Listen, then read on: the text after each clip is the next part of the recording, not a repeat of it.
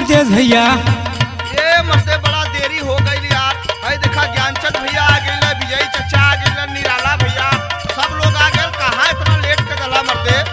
अरे भैया हम का अपन दुख बताएं तो हम सबसे का भैया बतावा भैया। जवन मेहरारू मिल गई बा ना का भैया मेहरुआ में हो कि हम का अपन दुख आप सबसे बयां करी। तनी बता दे भाई। जब से दोस्त घर में आइल बा हाँ, तब से जिंदगी खराब हो गई बा। तू कैसे हो? सुना सुनावा भाई। भइल बियाह मिलल फुहर में हरिया। अरे दादा हाँ भइल बियाह मिलल फुहर में हरिया। आहा ऊहू का के उठेल दुपहरिया।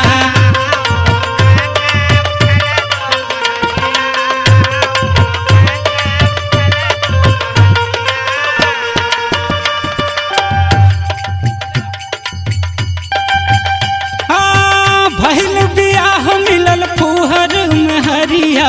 आहा ऊहू का के उठेल दुपहरिया।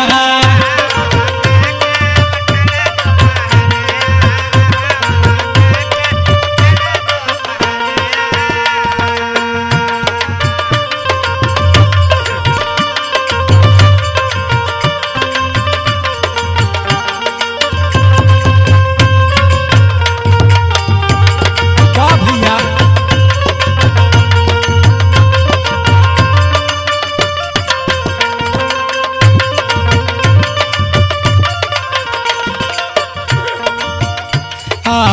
रोज रोज घरवा में नखरा देखावे।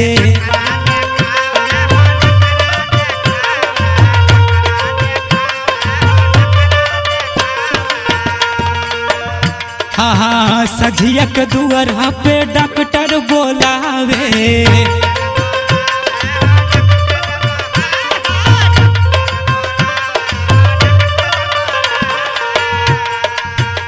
अरे रोज रोज घरवा में नखरा देखावे। सझिया के दुआरा पे डॉक्टर बोलावे।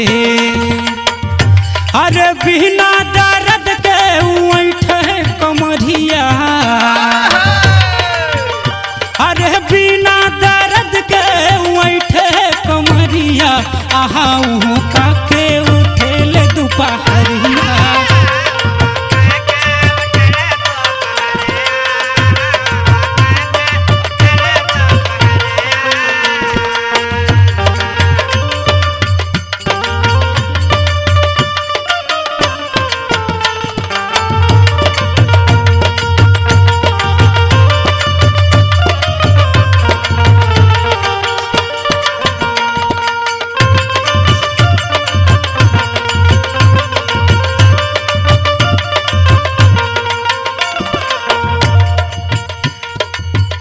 हाँ एको बेला ना उ खनवा बनावे।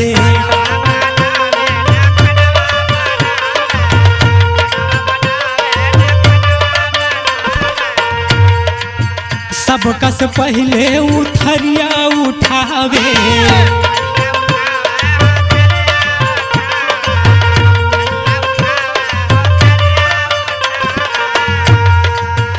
एक बेला ना उ खनवा बनावे। सबका से पहले उथरिया उठावे। और भैया हो खाना मत कहा बनावे को के। अच्छा बनल बनावल पावल तब एकदम खाना बनौले ना सुन जाई ने तो का नानी माई सब याद आ जाई। और सुनाओ कल लीला। अरे मिल जाला भात का उठावे चार थरिया। मिल जाला भात का उठावे चार थरिया। आहा ऊहू का के उठेल दुपहरिया।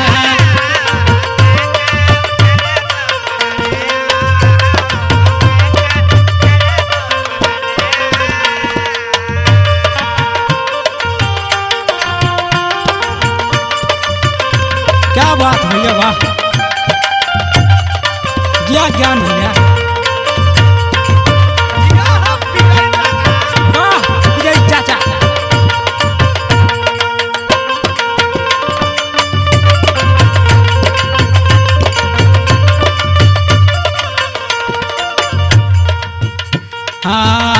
नंदलाल भाई के कहल न मनली।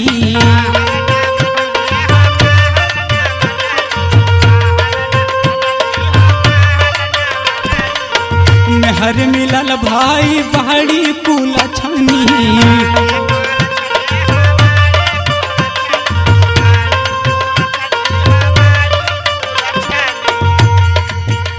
हरे नंदलाल भाई के कहल न मननी।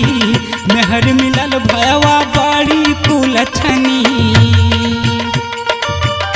हरे बिके विनय के करे दुर्गतिया। बड़ी सासती है भाई। अरे भाई हाँ बिके विनय के करे दुर्गतिया। आहाँ